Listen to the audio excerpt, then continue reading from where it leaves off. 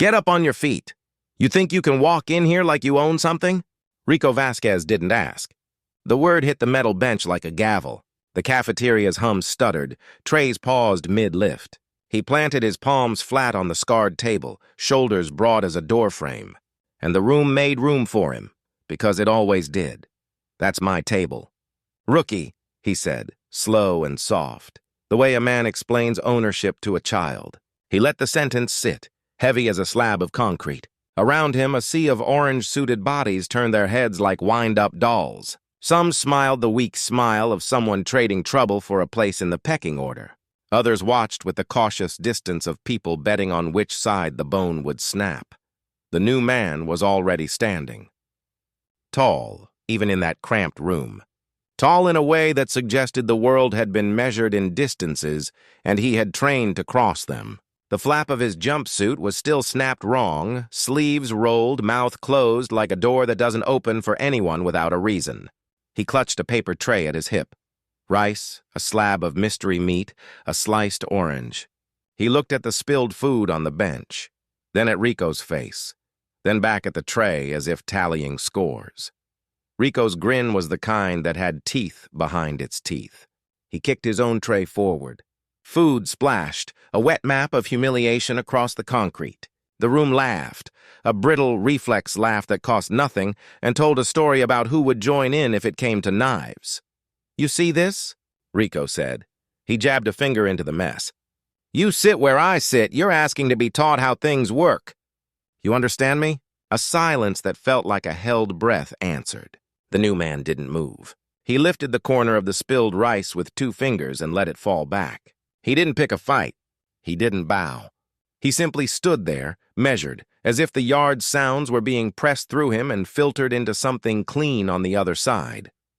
Rico stepped closer, close enough for breath to count. You got something to say, rookie? No answer. Rico's voice sharpened. You better talk or I'll make you talk. He reached forward, an insult spat, a native ritual of ownership, and leaned in. Small pointed words hissed out, ugly and precise. The room registered them like a radio catching static. You could see, in the men around him, how language could be used as knives. How one well-aimed insult could erode a person's edges until they fit into the slot someone else had carved. The new man swallowed. You could see the tendon move along his neck, a rope under skin. He didn't kneel. He didn't flinch. He set the tray down on the nearest bench, paper scraping wood like the start of a fight. Rico's hand rose, not to the tray, but to the man's chest, a push meant to unbalance. The crowd leaned in. The guards in the towers adjusted their binoculars. Board duty joined briefly by interest. Rico shoved hard enough to send the new man stumbling back into the aisle. His elbow clipped the metal railing. A clatter. The kind of sound that wakes watching things up. All eyes snapped to the newcomer. The room held an animal pause. Rico moved to finish the moment. 2 steps, a closing fist, a demonstration. The man didn't hit back. He didn't spit or beg. He braced, not with fear, but with something like calculation. The fist closed. The impact was a thud, not cinematic, no soundtrack swelling, just the flat, accountable sound of a body meeting force. He moved then. Not a flailing flinch or a lucky swing. A pivot, a redirect of energy. Elbow into open space, a wrist controlled, a shoulder guided away. The trio of men Rico had handpicked to show dominance. Spider, Loco, Tank, moved as a pack and fell, one after another, to the floor with sound that made the room gasp like water sucked out of a pool. For a second, the world within those concrete walls tilted. The men who had been ready to cheer, to approve, to trade on another's ruin went quiet because the scale had changed. Rico's control, that assumed right to be feared, hung exposed like a curtain pulled back. Who the hell are you? Rico barked, more a question to himself than to the man. The crowd murmured, the way an audience does when a trick is revealed. The newcomer's eyes were steady as a machine's. Passing through, he said. A whistle blew. Not the metal shriek of a toy, but the practiced sound of prison order. Guards surged through the aisles like a second tide. The watching men scattered, splitting the scene into the discrete units that made prison manageable. Combat and consequence, performance and punishment. The newcomer let the guards take him, hands lifted in the ritual restraint that turned free people into property. They cuffed him roughly and dragged him toward the corridor that led to the cells. Rico watched, lips pressed, a map of wounded pride darkening his face. Later, in the cold narrowness of D-Block's holding cell, the door slammed. Fluorescent light hummed above like an interrogation lamp. The newcomer, now a name tag on a thin blanket, now a number, sat on the metal bunk, breathing measured breaths. He let the echoes of the yard slide off him, saw value in silence. From the slit in the door, a guard's voice came. "Transfer sealed. No record beyond confidential. Someone put him in our hands and closed the file." The guard's tone carried the rare thrill that curiosity gives a bored life, possibility. But also a caution. Certain pasts carried heat you didn't want. The man looked at his hands. Calluses, faint scars along the knuckles, muscles that remembered hits. He flexed, slow and deliberate, the quiet motion of a lifetime of practice. In his head, the lights were not fluorescent, but bright and hot. And the crowd's roar was not cellular clanging, but a singular name bellowed through air, announcer's cadence. Flashing lights, the smell of sweat, and the pop of leather on skin. He closed his eyes and the sound sharpened. Some deep, unmistakable memory. And still, Malik Cross. A name that meant something outside the walls, that carried weight in a world designed to measure and rank and crown. He whispered it to himself. The sound of it in that empty cell was small and human. Malik Cross. When the lights shifted, a shadow fell at the doorway. Later, after the cafeteria's noise had become a low background drone and the tower lights blinked like far-off stars, the same shadow moved back. This time not to watch, but to pry. Rico came alone at first. He shoved the flap open with the false nonchalance of a man who is owed respect. "Thought you had better sense," he said, voice low enough that the words became threats for just the two of them. He stepped into the cell with his boots making loud clocks on the metal floor. Close quarters made menace personal. The bars framed him. King in his castle of rust. "You have two choices here, rookie," Rico said, leaning in until they were breath to breath. "You can bow, or you can learn what it means to suffer." He spat the last word like a gift. Then he pushed, hard, an attempt to hurt that was both a question and a statement. The motion was quick, animal, practiced. It was how you owned someone in a room full of witnesses. Malik took the shove and didn't fall. He absorbed the force, a palm anchored to the railing, ankles braced. Rico's hand came again, this time a strike meant to teach. The sound of the impact was dull. For Rico, the satisfaction should have been immediate, a small validation that his authority still operated like a machine. But hands that have learned to hit for a living also learn the laws of balance. Malik moved, not with the fury of revenge, but with the economy of a man who has replayed motions 1,000 times and can predict where they will land.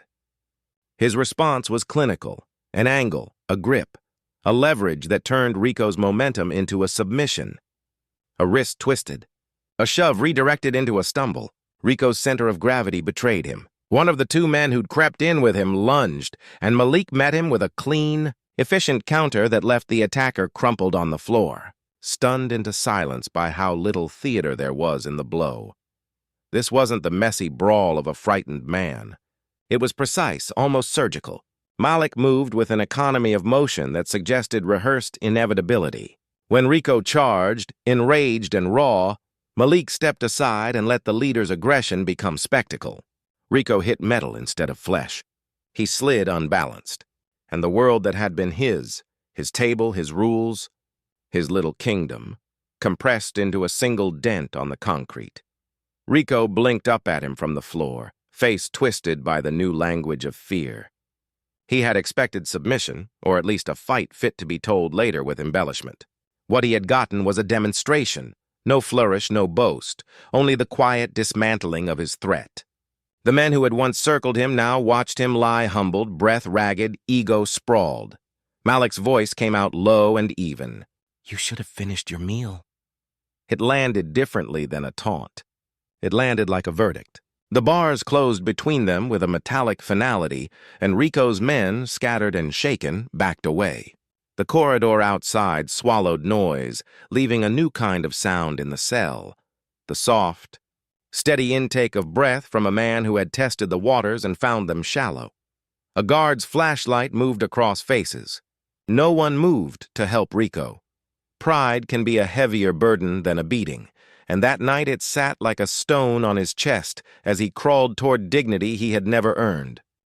The camera would linger on Malik's hands, the small scars, the unremarkable knuckles that had carried a life into victory and now into confinement, before shifting up to his face. In the dim rectangle of light, something like resolve steadied his features. He had not come to boast. He had come prepared, and outside on the yard, men who had betting chips on the future found their charts changed. Rumors sprouted like weeds. Names began to move through the wings like currency. Malik Cross, name that carried a ring, a belt, a crowd on its feet. The door clanged again. Somewhere in the distance, the prison's heartbeat resumed its steady drum, pipes, radios, the shuffling of boots. But a new rhythm had been introduced to that place. Where hunger and order had held sway, there was now another measure. Respect earned not by sentence length, but by skill remembered. Fade on Malik's face, the hush of the cell folded around him. The yard's laughter had died. Something quieter and larger was starting to take its place. The bruises came first. The lies followed. By dawn, word of the fight had grown legs, teeth, and a dozen versions that all ended the same way. Rico still on top. His crew limped across the yard nursing injuries they couldn't explain, whispering about lucky hits. Cheap shots and ambushes in the dark, none of them said what everyone had seen in their eyes, that the new guy had dismantled them without. Breathing hard, Rico sat on a bench near the infirmary, his knuckles wrapped, a fresh gash glistening under disinfectant. The guard taking notes didn't bother to hide the smirk. "Says here you were jumped?" "Yeah," Rico grunted. Rookie thought he could make a name for himself. Didn't end well for him. He said it loud enough for the hallway to hear. A couple of inmates passing by nodded automatically, reflexively loyal to hierarchy. The script was already writing itself. In his cell, Malik sat cross-legged on the lower bunk, a towel pressed to his temple. The guard who'd escorted him back hadn't said a word. He didn't need to. The silence in prison speaks louder than shouts. It was the kind of silence that tests you, asking if you'd break, if you'd talk, if you'd let the rumor run. He didn't. He let it run. By breakfast, half the block believed he'd swung first. By lunch, they said he'd used a shiv. By dinner, the story had mutated into an attempted murder. Rico's people were good at invention. Power always finds its own PR department. But what they couldn't fabricate was how Malik moved. Every set of eyes that had watched him in the cafeteria now watched him in the yard differently, more carefully, a step further back. Not fear exactly, not yet. Respect, still half-formed, still hidden behind bravado. That night, the warden called him in. Warden Harlan was a man who wore authority like armor. His office smelled of coffee and dust and paperwork that never ended. A mounted clock ticked too loud for comfort. He didn't look up when Malik entered, just flipped through a report, lips pressed into a line. "You're quite the story today, Mr. Cross," Harlan said finally. His voice was even, the kind of even that made men nervous. "Seems you've been busy." Malik stood at parade rest out of old habit. "Not by choice, sir." "That what you call rearranging half of cell block C?" Harlan's eyebrow rose. "Not by choice?"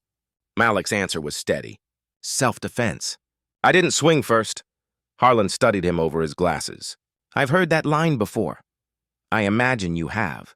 For a long moment, neither spoke. The hum of the overhead light filled the space between them. Then the warden closed the file, leaned back, and folded his hands. "Look, Cross, I don't know what your story is, and I don't care. You keep your head down, you do your time, and maybe you walk out of here one day. Start making trouble, and I make sure you disappear into solitary till your sentence runs cold. We clear? Yes, sir. But as Malik turned to go, Harlan said something softer, almost thoughtful. You handled 3 men and left them breathing. That tells me something. Malik paused. What's that? That you've been trained not to kill when you easily could. Malik's silence was its own answer. The warden's eyes narrowed, not suspicion exactly, but curiosity, the dangerous kind. In the mess hall later that evening, the energy had shifted. Rico was back on his throne, surrounded by laughter that sounded too forced, like actors missing their cues. His bandaged wrist rested on the table like a prop. The crew nodded on beat, filling the air with talk about putting the rookie in his place. But under the noise, an absence hummed, the space where fear had moved in. Malik walked past them, tray steady in hand. Rico's gaze followed him like a spotlight. You don't belong here, rookie, he said. You don't get to walk away after swinging on me. Malik stopped, turned his head slightly. The light caught the edge of his jaw. I didn't swing, he said. But I can. It wasn't a threat. It was geometry, just the math of motion. Then he walked on. That line traveled faster than any rumor Rico could invent. The block heard it by lights out. Guards repeated it with quiet amusement. Even the lifers nodded. Language recognizes truth when it hears it. 2 days later, the warden received a sealed envelope. No return address, no handwriting on the label, just a typed line. Background, cross Malik D. Harlan slid it open. Inside was a single page and a newspaper clipping, creased but clean. Former UFC champion arrested in bar brawl. Charges. Pending. Below the headline, a photograph. Malik in his prime, gloves raised, face calm under the sweat. The record beneath his name, 27 wins, 0 losses, told a story the warden suddenly wished he hadn't learned. He exhaled through his nose. Well, I'll be damned. He buzzed the intercom. Get Cross back up here, now. When Malik entered, Harlan slid the paper across the desk. You want to tell me why the hell this wasn't in your intake file? Because you didn't ask. Don't get smart with me. I wasn't trying to. You think this is some kind of game? You think because you can throw a punch, you can run this place? Malik looked at the clipping without touching it. His own face stared back from another life. No, sir.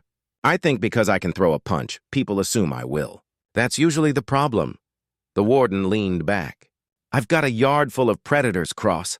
Men who'd kill for less than the respect you got after one fight. You planning to make this your kingdom? Malik's reply was measured. I've had one of those already. Didn't end well. Something in his tone, honest, tired, made Harlan hesitate. Meanwhile, Rico plotted. The bruises had healed into memory, but the humiliation hadn't. Pride is a poor healer. Every glance, every whisper of the new guy twisted like wire inside him. He told his lie so often it began to sound like truth in his own ears. He jumped me, he said. Had help. Guards looked the other way. He's not normal. By the week's end, he had a plan. A quiet visit during laundry duty. A knife passed hand to hand, a promise whispered to his crew. Tonight, the rookie bleeds. But the thing about control is that real predators smell intent before it arrives. When the lights went out and the footsteps came down the hall, Malik was already awake. His pulse didn't change. His body just remembered what to do. The lights in C block cut out at exactly 10 p.m. A mechanical click echoed through the tier. One by one, the fluorescent bulbs died, leaving only the faint amber glow of the security corridor. To a man like Rico, darkness meant opportunity. To a man like Malik, it meant memory. He lay on his bunk, awake, heartbeat resting steady at 58 per minute. The rhythm of discipline, the one thing he'd never surrendered. Somewhere down the hall, a voice whispered. Then another. The air changed. You don't survive cages, octagon, or concrete without learning how silence moves. Malik opened his eyes. The reflection in the steel sink caught motion first. 3 shadows, slow, measured, crouched low. He didn't flinch. Just slid his feet to the ground and sat upright, elbows on knees, waiting. Rico's whisper cut through the dark like a serrated blade. Still think you run this block, champ? The word champ dripped with poison. Behind him, two of his men crept forward, holding improvised shanks carved from toothbrushes and taped razor edges. Malik didn't move. "You're making a mistake," he said quietly. "The mistake," Rico sneered, "was letting you breathe." He lunged. The sound that followed wasn't chaos. It was choreography. Brutal, efficient, controlled. The first man's arm swung. Malik caught it mid-arc, pivoted his weight, and drove an elbow into his sternum. Breath exploded out of him like steam from a vent. He folded before he could even scream. The second came fast from behind. Malik ducked, stepped sideways, grabbed the wrist, and rotated. The razor clattered to the ground. In one motion, Malik pressed him against the bars. No shouting, no spectacle. Just the quick, surgical pressure of a man who'd been trained to finish fights without noise. Rico froze. "You gonna swing?" Malik asked. "You think you scare me? You don't look sure." The challenge landed heavier than any punch. Rico snarled and charged. His weight was all rage, no balance. Malik sidestepped, used his own momentum, and planted him face first into the bars. Metal met bone with a dull crack. Rico dropped to his knees, hands clutching his jaw. Blood dripped between his fingers. Malik stepped back. "You done?" You're dead, Cross!" "You've already said that twice." Footsteps thundered down the corridor, flashlights flaring, radios barking. "On the ground!" "Both of you!" Malik raised his hands, palms open, breathing calm. Rico stayed on the floor, groaning, spitting red onto the concrete. The guard on duty, Officer Daniels, was the same one who'd broken up their cafeteria fight. His flashlight hit Malik's face, lingered on the unmarked calm, then swung to Rico, bloody, bruised, defeated. Daniel's jaw tightened. "What the hell happened here?" Rico wheezed. He jumped me in my sleep."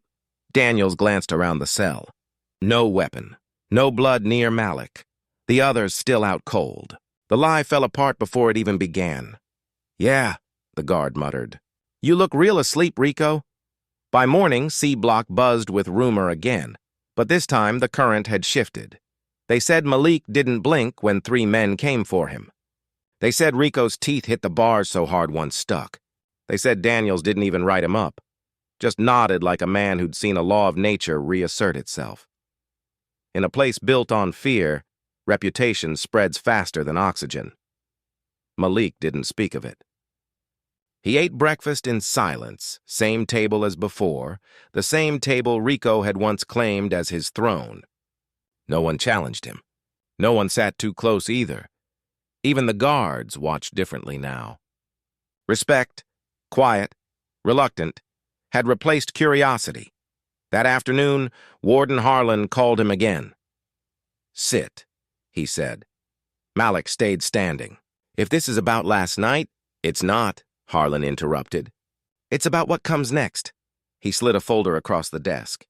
Inside, a report stamped Internal Security, Incident Log 17223B. Attached were statements from Daniels and the camera stills from Tier C, camera number 8. The timestamp, 22:06:43. Malik's image was clear, standing calm as the 3 men approached. None of the footage showed aggression from him. "The report was clean. You're lucky that camera was working," Harlan said. "I don't believe in luck." "Then believe in timing." The warden leaned back, eyes narrowing. "You ever think about what you're doing here, Cross? A man like you, 27 wins, 0 losses. You could have been anywhere. And now you're in my prison fighting dogs for scraps." Malik's answer was quiet. "You'd be surprised how often cages look the same." The warden tapped the folder. "You keep this up and you'll survive here, but you might not stay invisible." "Maybe that's not a bad thing," Malik said, eyes steady. Later that day, the yard felt different. Wind over concrete, the clang of weights, the low murmur of men pretending not to stare. Rico's crew kept their distance, nursing fresh bruises and older pride. Malik jogged the perimeter, rhythm steady. Sweat streaked down his arms. The scar above his right brow caught the sunlight like a story half told. A lifer named Green watched from a bench. "Word is you used to fight on TV," he said. Malik slowed, breathing through his nose. "Word travels too fast here." "Not faster than respect," Green replied. You didn't just win that fight, man. You rewrote the food chain. Malik gave him a nod, not of pride, but acknowledgement. That evening, Rico sat in the infirmary. The nurse dabbed at his split lip. His reflection in the stainless steel tray was a stranger. I'm bruised, humiliated, cornered. You think you can make me look weak? He hissed under his breath. You think this ends here? Behind him, one of his crew shifted uncomfortably. Boss, maybe let it go. The guy's different. Rico's eyes snapped up. Different how? Like trained. Military, maybe. Not normal. Rico stared at the floor, the humiliation turning to something colder. Then we find out what he is. Nobody walks into my world and walks out clean. That night, Malik returned to his bunk. He sat quietly, hands folded, head bowed. Not in prayer, in memory. The weight of his past pressed close, the roar of crowds, the sharp lights, the referee's voice echoing his name like thunder. He could still hear it. The moment before every bell, the stillness before chaos. He didn't miss the fame. He missed the silence between impacts, the one place where the world disappeared and every movement made sense. He hadn't lost a fight in the octagon. But outside it, in life, the losses had been heavier. He pulled the folded newspaper clipping from under his mattress. His own face frozen in time. Malik crossed the undefeated machine. He smiled faintly. Machines break too. 2 floors above, Warden Harlan poured himself a cup of burnt coffee and watched the yard cameras replay the fight frame by frame. A single thought crossed his mind. This man doesn't belong here. Then another. But maybe he's exactly what this place needs. He dialed a number on his private line. This is Harlan, he said. Run a background check on Inmate Cross. Military service, affiliations, sealed records, all of it. I want to know who we're housing before this gets bigger. Down in C Block, Malik closed his eyes. Somewhere in the distance, a siren wailed. Rico's voice echoed from another cell, muffled but venomous. You ain't done with me? Champ! Malik didn't answer. He didn't have to. Because for the first time, the prison wasn't laughing with Rico. It was listening to Malik. Morning came with sirens that weren't part of the schedule. Every inmate in C Block knew the rhythm of alarms. Short burst meant scuffle, long howl meant lockdown. This one was different. Low, deliberate, stretched like someone holding a note on purpose. Malik sat on the edge of his bunk. He didn't look toward the window, but he could see the reflection of red lights pulsing across the steel wall. The whole block buzzed with nervous talk. Someone important had come through the gate. Federal jackets, whispered Green from the next cell. Never good when they show before breakfast. At 8:47, the intercom clicked. Cross, Malik D. Report to administrative processing. The voice wasn't the usual guard. Colder, clipped, official, the kind that carried paperwork behind it. The walk to admin was silent. 2 officers flanked him but didn't touch him. Through the glass corridor, he saw the motor pool. 3 black SUVs lined up, engines idling, condensation curling from tailpipes. The logo on the side door glinted in the winter sun. Department of Justice, Federal Investigation Unit. Inside the conference room, Warden Harlan stood waiting. Across from him sat a woman in a navy suit, badge clipped to her lapel. She didn't rise when Malik entered. She just watched him the way people watch puzzles that solve themselves. Mr. Cross, she said, voice steady. Agent Renee Dawson, DOJ Civil Operations. He nodded once. Ma'am, we're reviewing incidents from last week. Her tone carried neither threat nor comfort.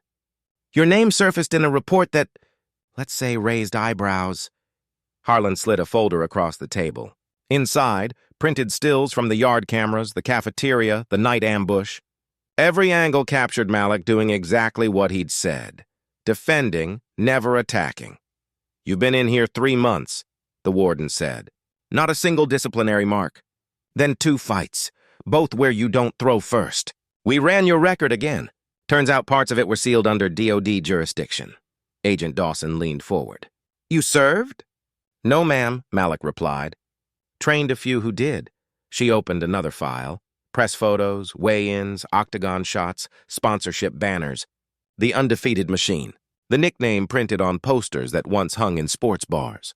The same calm eyes staring back across years. Harlan whistled low. Well, that explains why my guards are still breathing. It explains nothing, Malik said quietly. I'm not that man anymore. Maybe not, Dawson answered, but half this prison thinks you are. And that changes things. Word of the meeting reached C Block before Malik did. Rico heard first, through a trustee assigned to mop floors outside admin. When the rumor hit the yard, it detonated. You're telling me that guy's some kind of UFC champ? Not some kind, the one. Never lost. Rico's laughter came out wrong. Too high, too forced. He ain't no champion. He's a washed-up punk hiding behind fancy stories. But even his crew didn't sound convinced. The hierarchy was shifting under their boots. Fear doesn't need proof. It just needs repetition. In the mess hall that evening, conversation died when Malik walked in. The same table that once started the war now turned into neutral ground. He moved with the same calm economy, tray balanced, eyes scanning but never challenging. Two guards near the exit exchanged glances. One whispered, "That's him." Rico slammed his spoon down. What, you all scared of a myth? Nobody answered. He stood, forcing noise back into the room. Hey, champ. They say you used to fight for millions. How's the food compare? Malik looked up slowly. You talk too much for a man who can't chew properly. The laughter that followed wasn't cruel this time. It was the sound of balance returning. Even Rico felt it. The room no longer belonged to him. He kicked his chair back, but before he could take a step, Warden Harlan appeared at the door with two officers. Vasquez, he said, pack your things. Transfer to D-Wing. Effective immediately. Rico froze. On what grounds? Protective custody. You can't. It's not a request. The guards moved in. For the first time since his arrival, Malik watched Rico being escorted out, the empire collapsing one shove at a time. Later, Harlan met Malik outside the exercise yard. You didn't ask for any of this, he said. I'll give you that. No, sir. Agent Dawson's report says you trained hand-to-hand for joint operations. That true? Malik exhaled. Consulted. Taught them how to control without killing. You ever think about doing that again? Malik looked out over the yard, men lifting weights, walking circles, pretending to be free. Every day. The warden studied him, then said, You got one thing most men in here never find. Discipline. Maybe it's time you used it. The next morning, a notice went up on the bulletin board, Inmate Cross, assigned as temporary mentor, Correctional Rehabilitation Program. The announcement rippled through the block. Some scoffed. Most watched. A few nodded. During his first session, 8 inmates sat in a semicircle in the rec hall. The mat smelled of disinfectant and dust. Malik stood barefoot in the center, arms folded. Rule 1, he said. You hit to end it, not to prove it. If you want to show strength, breathe instead. A big inmate in the back laughed. Breathe? Man, breathing don't win fights. Malik walked over, calm. Try to hit me. The man swung. Malik shifted, barely moving, and the punch cut air. Another swing, same result. By the third, the man's balance faltered. Malik tapped his shoulder, just enough pressure to fold him to the mat. Now breathe, Malik said softly. The room stayed silent. Word spread again, but this time it wasn't rumor. It was proof.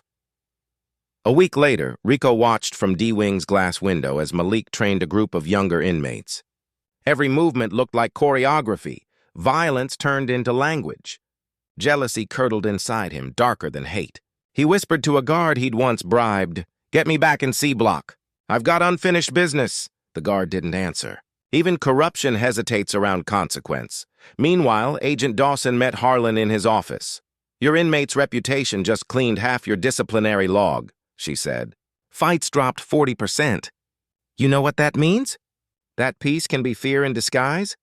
That control works better when it's respected. She closed the file. You might want to think about early release petitions. Cross qualifies under federal reform statutes. Harlan's pen paused above his paperwork. I'll think about it, he said.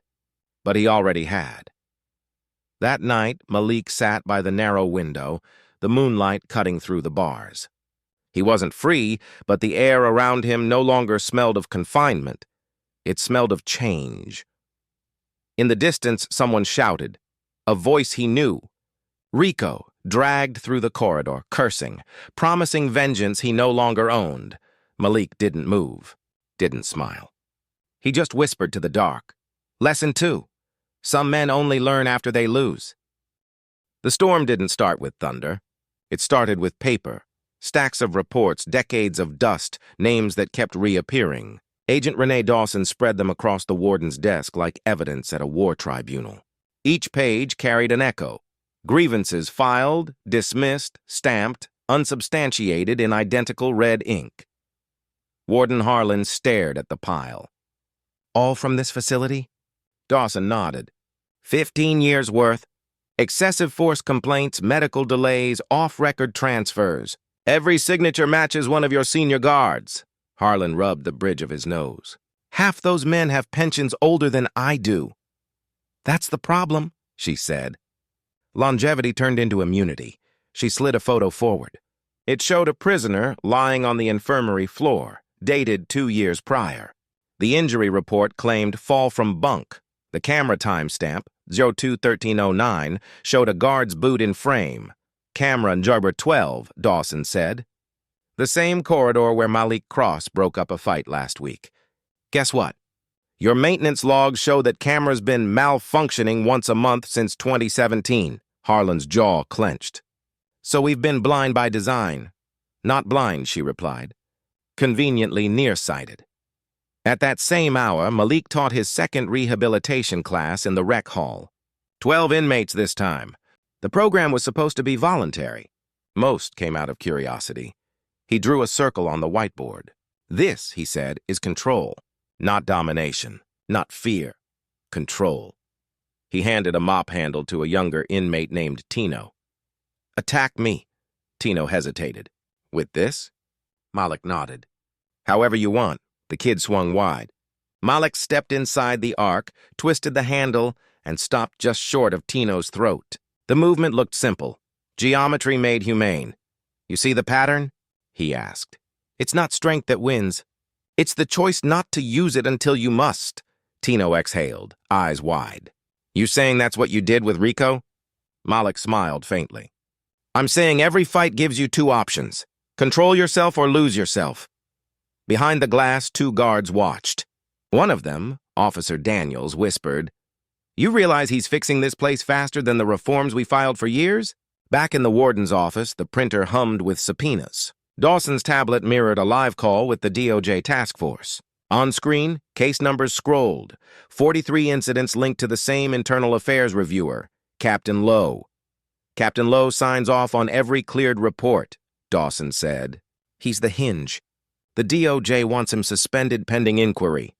Harlan looked tired. You know what happens when word gets out? Half the guardhouse will revolt.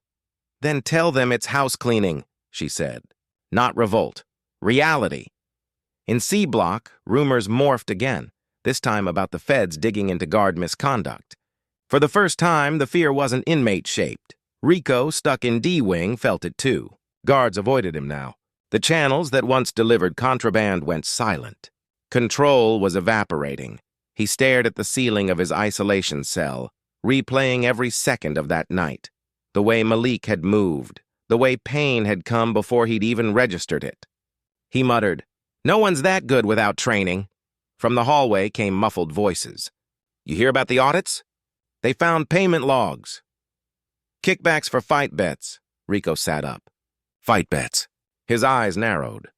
If Malik was exposing something, maybe Rico could still twist it. Turn informer, claim he'd been manipulated.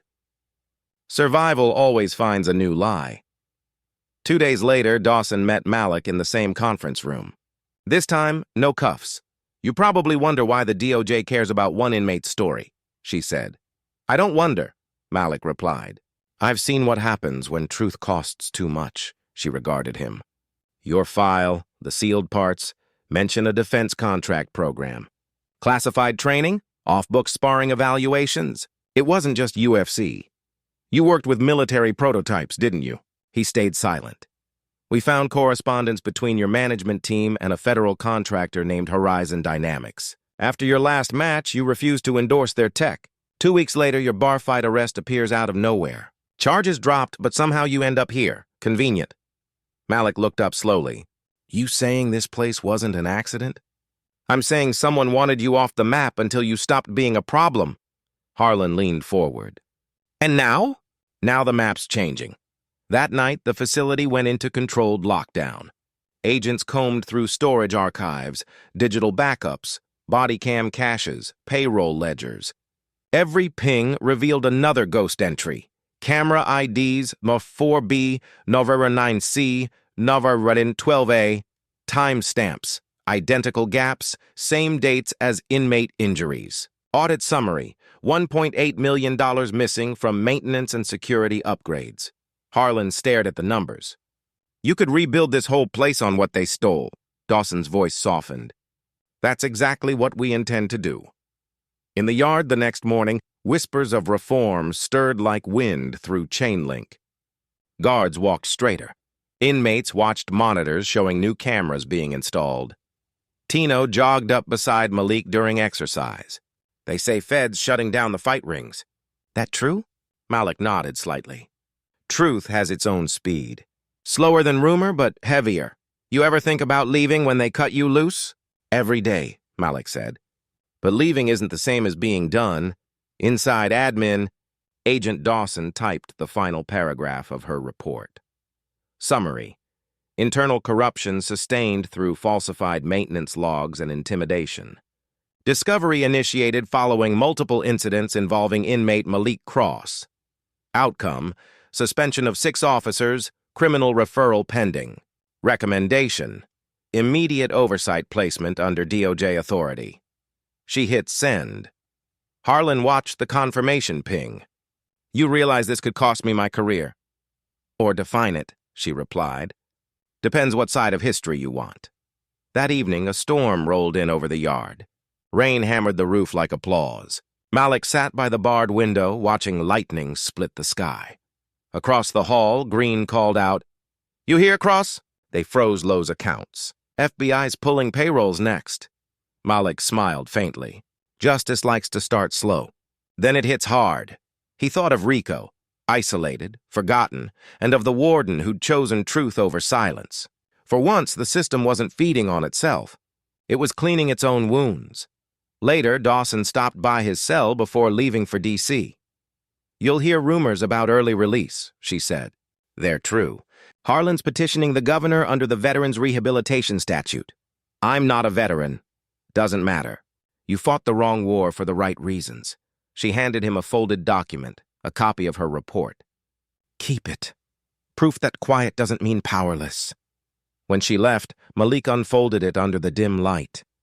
The last line read, Cross, Malik D., Catalyst for Institutional Integrity Review. He whispered the words once, then folded the paper again. Up in the tower, Warden Harlan watched the yard through the rain-streaked glass. He radioed control. Activate all new cameras. Keep feed archived off-site. Copy that. For the first time in years, he exhaled without guilt. Below him, Malik walked the perimeter slowly, head high. No chains. Just the rhythm of a man who had turned survival into reform. The day smelled like rain and metal. Yard time had been cut short. Every inmate could feel the shift. Guards paced tighter loops. Radios crackled more than usual. And thunder rolled behind the walls like a threat rehearsing its cue. Malik finished his laps early and was heading back toward C Block when he saw movement near the gate. 2 orderlies were unloading crates from a transfer truck. Behind them, head shaved, eyes burning, Rico Vasquez stepped off the bus in shackles. He wasn't supposed to be back. A hush fell over the yard. Conversations died mid-sentence. Someone muttered, They brought him back? Another said, Man, that's trouble.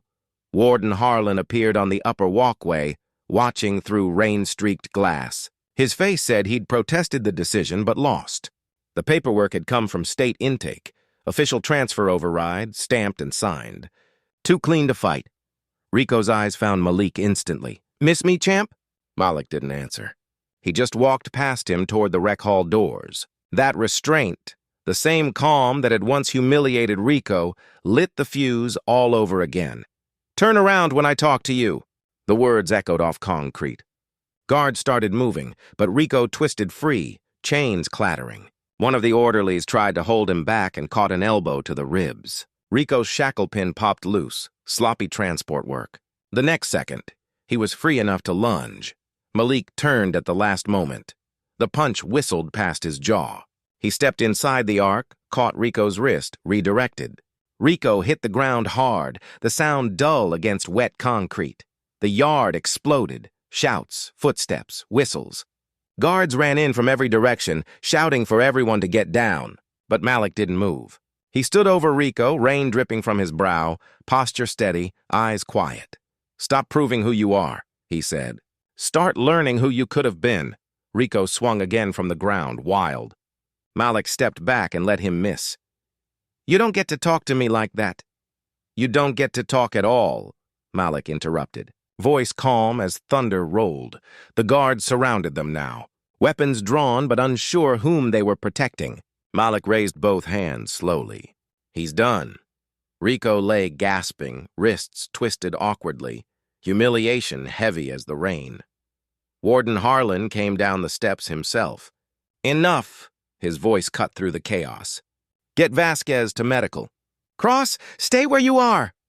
Hours later, the footage played in the control room. 6 different camera angles, including the new overheads Dawson's team had installed. Every second captured clearly. No missing files, no blind spots. No excessive force, the technician said. Cross disengaged twice before contact. The inmate initiated both attacks. Harlan nodded slowly. "Good, archive it. External review gets a copy." He looked at the monitor again, watching Malik help one of the guards up after the scuffle. Even in restraint, the man carried himself like gravity had different rules for him. "He just saved us from another scandal," Harlan said quietly. Infirmary. Midnight. Rico sat on the edge of his cot, jaw wrapped in gauze. A single guard stood watch outside his door. He could hear the whispers through the thin wall, his own men talking about transfers, plea deals, early parole for cooperating with federal investigators. His empire had collapsed in days. Footsteps approached. The door opened. Malik stood there, flanked by 2 guards who didn't stop him. Rico tried to sneer, but the split lip turned it into a wince. "Come to finish it, champ?" Malik shook his head. "Came to tell you something you won't hear from anyone else." "Save your sermon. You built power by making men afraid," Malik said. "But fear burns fast. What's left after is ashes, and nobody eats ashes, Rico." Rico looked down at his hands. "You think you're better than me?" "No, just done being like you." For a second, neither spoke. Outside, thunder rolled again and the power flickered. Malik turned to leave. Rico's voice broke the silence. "They'll forget you when you're gone, champ." "World always forgets." Malik stopped at the doorway. "Maybe," he said. "But I'll remember who I didn't become." The following morning, a DOJ convoy arrived. 3 black SUVs, same as before. Agent Renee Dawson stepped out, raincoat slick with water. She handed Warden Harlan a sealed envelope. Final reports through. Rico Vasquez, indicted on 7 counts. Assault, racketeering, extortion inside a federal facility. Captain Lowe, arrested for falsifying maintenance records. 6 more under suspension. "And Cross?" Harlan asked. "Governor's office signed off on early release." Recommendation: Civilian Partnership for Rehabilitation Training. Effective tomorrow. Harlan let out a breath he didn't realize he'd been holding. Tomorrow. That evening, Malik stood in the rec hall for what would be his last class. The same group from before sat in a semicircle. The air smelled of rain and floor polish. He held up a hand. "You all know what happened in the yard yesterday. You'll hear a dozen versions. Here's the truth." He paused. "Power isn't what you take. It's what you refuse to use," Tino frowned. "So what happens when someone keeps pushing?" Malik smiled faintly. "Then you let them run out of road." The room stayed silent for a beat. Then the men nodded. The respect was wordless, weighty. Later that night, Warden Harlan met Malik by the main gate. The storm had finally broken. The sky glowed clean. A single escort car waited beyond the fence. "You're really leaving," Harlan said. "Paperwork says so. You could have had worse timing. You blew up a system and walked out free." "I didn't blow it up," Malik said. "It was already cracked. I just stopped pretending not to hear it break." Harlan extended a hand. "Whatever you do next, do it the same way. Quiet and impossible to ignore." Malik shook it. "You're a good man, Warden. Don't let the walls convince you otherwise." From his cell window, Rico watched the gate open. He saw Malik step into the rain, unshackled, flanked by no guards this time. The headlights caught his silhouette, calm, upright, unbroken. Rico whispered to himself, "That's how legends walk." He'd never admit it, but in that moment, respect finally outweighed hate. Section 7. Resolution. Restoration. 4,500 words. Morning light looked different beyond the fence. Softer, slower. It didn't buzz like fluorescence. It breathed. Malik stood outside the facility gate with a duffel slung over his shoulder. For the first time in 3 months, the air didn't smell like bleach or iron. It smelled like distance, the kind you earn. A sedan waited by the curb. Agent Renee Dawson leaned against the hood, coffee in one hand, papers in the other. "Didn't think you'd actually take the ride," she said. "I didn't think you'd actually offer one." He slid into the passenger seat. The hum of the highway swallowed the sound of the gate closing behind them. They drove for an hour without speaking. Rain clouds had broken into streaks of sunlight that chased the road ahead. Malik watched the world blur by. Gas stations, billboards, people arguing over coffee. Ordinary things that suddenly felt miraculous. Dawson broke the silence. "Governor signed the reform order last night. C blocks under DOJ supervision now. Harlan's staying on, against my advice, but the man earned it." "He'll keep it clean," Malik said. "He will. And the new training program, they're naming it after you." He gave a small shake of his head. "Don't. It wasn't just me."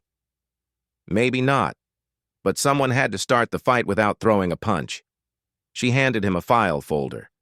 Inside was an offer letter, partnership between the DOJ Rehabilitation Unit and a nonprofit that taught self-discipline to at-risk youth. "They want you to train the trainers," she said, "the ones who will walk into the same neighborhoods you grew up in." Malik closed the folder. "You think people will listen to an ex-con?" "They'll listen to the man who changed a prison without breaking anyone's bones." He smiled faintly. "You make it sound cleaner than it was." "Justice never is," she replied. A week later, Malik stood in a gym that smelled of sawdust and sweat. It wasn't polished like the arenas he'd once known, just a warehouse space lined with punching bags and mismatched mats. A banner on the wall read, "Cross Foundation, Control Over Chaos." Tino was there, wearing civilian clothes, same quiet energy, eyes clearer. "Didn't think you'd call me, champ." Malik nodded toward the mats. "You earned it. You're going to help me run this place." Tino laughed. "Me? I barely made it through your first lesson." "That's why you'll be good at it. You still remember what fear feels like." As they began setting up equipment, the sound of heavy bags thudding filled the air. Not violence, rhythm. Across town, Warden Harlan sat in his new office, no longer behind barbed wire, but inside the newly designated Correctional Oversight Board. A news segment played on mute. DOJ completes reform of state prison. Program led by former inmate Malik Cross, credited with historic policy change. He watched the ticker crawl and smiled tiredly. The phone buzzed. Dawson on the line. "You watching?" she asked. "Yeah. Feels strange, doesn't it? Like finishing a fight and realizing the crowd's already gone home. That's how real change sounds, Harlan. Quiet." He looked at the framed photograph on his desk. His staff, Malik standing in the middle. For once, the walls didn't feel heavy. Back at the gym, Malik finished a session with 6 new recruits.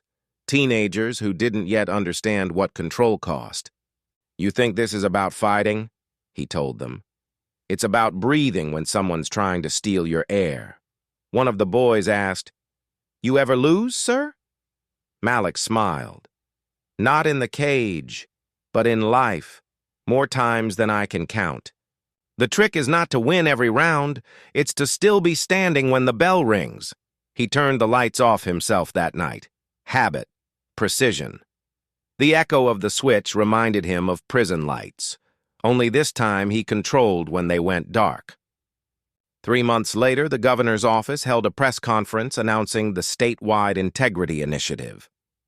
Malik stood behind the podium in a navy suit, no tie, speaking softly while cameras clicked. "I'm not here to talk about punishment," he said. "I'm here to talk about responsibility, the kind that doesn't end when the sentence does. The walls don't fix people. People fix people." Reporters scribbled notes, but the moment that mattered came when Harlan stepped up beside him, shaking his hand in full view of the press. The man who once held the keys was now his equal. In the crowd, Dawson watched quietly. She didn't need to say anything. The story was already telling itself. Later, Malik walked alone through the city at dusk. Neon lights reflected off wet pavement. Every face he passed looked like someone's second chance. He stopped at a storefront window, a gym showing an old broadcast of one of his fights. The younger version of himself stood in the octagon, gloves up, unstoppable. The commentators. Voice buzzed through the glass. "Cross remains undefeated." He smiled, then turned away. Some victories outlast the scorecards. A week after, a letter arrived at the Cross Foundation. No return address. Inside, written in jagged handwriting, "You were right. Fear burns fast. I'm done feeding it." Rico V. Malik folded it carefully and placed it in a drawer. Not forgiveness. Closure. Months passed. The gym grew. The DOJ adopted his curriculum statewide. Kids from rough neighborhoods came through, learned to breathe before they struck, to think before they reacted. One evening, as Malik locked up, Tino said, "They're calling you the man who fixed a prison." Malik shook his head. "I didn't fix it. I reminded it what justice looks like when it's honest." Outside, sirens wailed somewhere distant. He looked toward the sound and whispered, "Control over chaos." The city lights blinked back like applause. 6 months later, the sun rose over the same skyline that once caged him. Malik Cross ran along the riverfront at dawn, hoodie pulled over his head, sneakers drumming against wet pavement. The city had learned his name, but not the sound of his voice. He preferred it that way. Headlines called him the quiet reformer. From fighter to founder, Malik Cross rebuilds rehabilitation. The name meant little to him. The work did. At the newly opened Cross Center for Restorative Training, a wall plaque read, "Dedicated to the idea that dignity never expires." Tino ran the morning sessions now. Drills, discipline, breathing patterns. The same lessons once whispered inside a prison yard now echoed through a room full of kids who'd never seen a cell. Malik watched from the corner, arms folded, face unreadable, pride disguised as patience. When the class ended, one boy lingered. "Mr. Cross," he said, "that story they tell about you beating everyone in the ring. Is it true?" Malik smiled. "I didn't beat everyone. I just learned when not to swing." The boy nodded like he understood, even if he didn't yet. Someday he would. Across the state, Warden Harlan walked the renovated halls of Riverside Correctional. The cameras Malik had demanded still blinked their red lights from every corridor. Complaints had dropped 73%. Guards wore body cams now. Inmates signed digital logs for every search. The new director, a woman from the Department of Justice, turned to him. "You realize this is the cleanest facility in the region?" Harlan looked around. Polished floors, calm silence. "We just stopped lying to ourselves," he said. He paused by a framed photo on the wall. Him, Agent Dawson, and Malik standing in the courtyard the day of the reform ceremony. The caption beneath it read, "Integrity doesn't start in policy. It starts in people. Agent Renee Dawson stood before the Senate committee a month later, presenting her findings. Slides clicked behind her. Statistics, reforms, impact charts. Within 1 year, she said, incidents of excessive force dropped 68% statewide. Disciplinary hearings cut in half. Inmate rehabilitation participation up 42%. A senator leaned forward. And you attribute this to one man? No, Dawson answered. To one example. In a quiet corner of the Cross Center, Malik sat at his desk late one evening. A letter lay open, another one from Rico, now serving his term in a federal reform facility. The handwriting was steadier this time. Cross, they let me run a class now. Control, breathing, like you said. You were right. Fear burns fast. Respect lasts longer. Malik folded the letter carefully and placed it in a box marked Lessons. Inside were dozens like it, messages from guards, inmates, students. Proof that the fire he started hadn't gone out. It had spread in silence. Later that week, he walked into the gym to find a camera crew waiting, a local station filming a segment called Second Chances. The reporter asked, "If you could tell the world one thing about justice, what would it be?" Malik thought for a moment, then said, "Justice isn't what happens when someone gets punished. It's what happens when everyone learns something from it." Night fell over the city. The gym lights dimmed. Malik locked the doors, stepped outside, and looked up at the sky. The same open ceiling he'd once watched through bars. A breeze moved through the alley, carrying the echo of bag strikes from earlier that day. He whispered, almost to himself, "Control over chaos. Always." The screen would fade, but not to black. Instead, a montage, a guard handing a prisoner a training manual instead of a baton. Tino leading a group of teenagers through breathing exercises in the old rec yard, now converted into an outreach center. Warden Harlan signing the last of the oversight paperwork with a relieved smile. Dawson watching a televised speech where Malik stands behind a podium beside the state seal, head bowed in quiet pride. Then silence. A line appears on screen. "Share this story if you believe dignity should never need permission.